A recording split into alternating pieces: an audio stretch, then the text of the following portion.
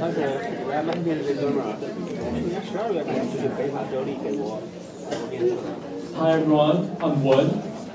I'm a second year PhD student in the chemistry department here at MIT, and I'm one of the two co-chair for the Committee on Scholarly Interaction here at Sydney Pacific, alongside with Georgia. The purpose of the Committee on Scholarly Interaction, or CoSI for short, is to foster and promote scholarly cross-departmental interaction among the graduate students here at MIT. And to that end, we organize 5 lectures every year, sponsored by the Presidential Fellowship, where we host excellent lecturers to just tell us about a diverse range of intellectual topics. And with that, I'll hand on to Georgia to introduce our housemaster. Perfect, thanks, Wen. So today we'd like to introduce Julie Shaw, who's the Associate Housemaster here at Sydney Pacific and an Associate Professor in Aeroastro. So we're really excited to have her here today with us, and she'll introduce our speaker for today. Hello, everybody. It is my pleasure to introduce today Professor Sadoway, who will be giving our very first CoSI lecture of 2015. Professor Sadoway will be sharing his work on electrochemistry, energy efficiency, and batteries, as well as his insights into how to make the world a better place through innovation. If you have not seen Professor Sadoway give a talk yet, you are in for a treat. I know this because I have seen him give many talks. I was in the freshman class that he teaches in the 2000 to 2001 timeframe, and he is an absolutely legendary teacher. So his class, Introduction to Solid State Chemistry, in 2007, had half of the freshman class enrolled in it. And through his outreach on OpenCourseWare and media, he's been an inspiration to students around the world in terms of getting hooked into science and chemistry. He was named in 2012 one of Time's top 100 influential people of the world. I don't remember if I'm saying that title right, but Time's 100 top influential people of the world, and was even on the Colbert Report, so a legitimate celebrity. And with that, it's my pleasure to introduce Professor Sadoway.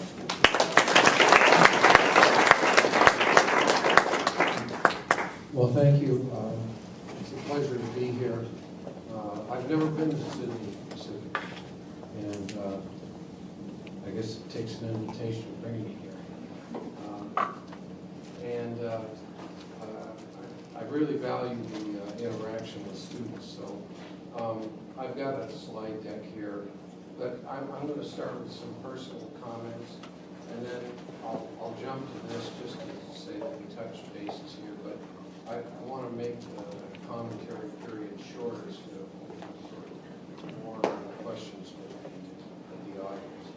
So I'm going to talk about innovation, liquid metal battery, and whatnot. But let me begin by telling you a little bit about myself, because I think that the personal revelation is probably valuable, so that everybody can see that there are connections that you might not imagine. So I would begin by saying that I'm the grandchild of immigrants from Ukraine. My grandparents came on my father's side, it was still Austro-Hungary. On my mother's side, it was really formed Polish Republic right after World War I. So I was born in Toronto, and my parents lived with my grandparents. I didn't speak English until I was about 3 years old. All we spoke was Ukrainian. Perhaps you can detect some vestiges of late 19th century Ukrainian dialect in my speech. Growing up in British Canada was quite a spectacle in the 1950s. I was born in 1950, mid-century modern. So all the Mad Men stuff, that's me. So although actually Don Draper is about 5 years older than I am. But to grow up in British Canada at that time and not be of Anglo-Saxon extraction, it was tough. People knew who you were. They judged you by your last name, and there were really tough barriers. So I went to the University of Toronto and graduated from there, and then got a fellowship to come to MIT as a NATO postdoctoral fellow. That was 1977. MIT and spend a year or two and then go back to Canada. And I guess I lost track of time. And, I've been here ever since. I hired on to the faculty in 1978 and been in the material science department since then. And it's been a fantastic experience. We have our detractors. MIT is the school that everybody loves to hate. But I can tell you that from my perspective, it was really a good fit. And it brought things out that I didn't imagine. If I'd stayed in Canada, I would have been a really good teacher and really, really good boy who always paints between the lines and so on. But what happened when I got here was just my eyes were open. And I remember when I was getting ready to leave. So I'm getting very personal here, so you can tune out in about 5 minutes. I remember my grandmother was still alive when I was leaving, and she said, "Well, you'll be all right." And I said, "No, I'll be back." She said, "You're not coming back.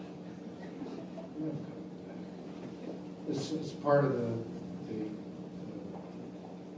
the jumping, the search for something better, and she just knew that. And it came to pass. And I'm really glad because, you look at ecosystems here and, people like to be very condemnatory of the coasts. Let's say the Bay Area and Boston, they think they're so good and so on and so forth. It's true. I'm an Arab East. I came from Canada, and I'm very polite, so I didn't say this, but the ecosystem here with MIT and Harvard, all the degree-granting institutions here, it's stunning. And the same with the Bay Area. I'm not going to say bad things about the Bay Area. It's also a fantastic place. And there are good people all over the world. I'm not going to suggest that. I mean, I came out of Toronto, and obviously I must have got something that made me worthy to stay here. But there's something about the vibe here that's really, you can feel. You walk down the Infinite Corridor, you can tell who's a tourist and who isn't, because the tourists are really moving slowly, and everybody from MIT is, the door opens and they're down the corridor. So, and that's infectious. And, in Canada, it would be sort of, that was really great. You should be so proud. In the United States, here, that's really cool. What's next? There's no sitting on your lawns. And that can bring the best out. So anyways, that's a little bit of the background. We can return to that question here. So now I'm going to talk a little bit about things that I've learned here. And so I'm going to talk about energy storage, but the main thing is about the innovation piece, because I know there are people here from all schools, so most of you don't care at all about electrochemistry, and I understand that. But maybe there are some transferable messages. So the first thing is that the subtext here should be cost-based discovery. If I told you cost-based engineering, you'd say, I get that. That's what engineers are supposed to do, is figure out how to squeeze out the fat. But when it comes to energy, energy is unlike anything else, because the scale is so big and the price point is so low, and the incumbent technology is so deeply entrenched and so heavily subsidized. I mean, petroleum and gas are some of the most subsidized commodities we have. And so if you're going to displace them, you can't just invent some cool idea and then hope that the manufacturing people will chase down the cost curve. It's not going to make it. It won't. We saw lithium-ion batteries. I mean, A123 is a vivid debacle of just colossal stupidity, where people are thinking a lithium-ion battery is going to make it wear. It's way too expensive. I could have told you that on day one, but quiet because it was a colleague at MIT, so I sat there and watched this ship crash. So if you really want to make a dent in this arena, you have to think. And to that end, we organize 5 lectures every year, sponsored by the Presidential Fellowship, where we host excellent lecturers to just tell us about a diverse range of intellectual topics. And with that, I'll hand on to Georgia to introduce our housemaster. Perfect, thanks, Wen. So today we'd like to introduce Julie Shaw, who's the Associate Housemaster here at Sydney Pacific and an Associate Professor in Aeroastro. So we're really excited to have her here today with us, and she'll introduce our speaker for today. Scholarly interaction here at Sydney Pacific alongside with Georgia. The purpose of the Committee of Scholarly Interaction, or CoSI for short, is to foster and promote scholarly cross-departmental interaction among the graduate students here at MIT. Hello, everybody. It is my pleasure to introduce today Professor Sadoway, who will be giving our very first CoSI lecture of 2015. Professor Sadoway will be sharing his work on electrochemistry, energy efficiency, and batteries, as well as his...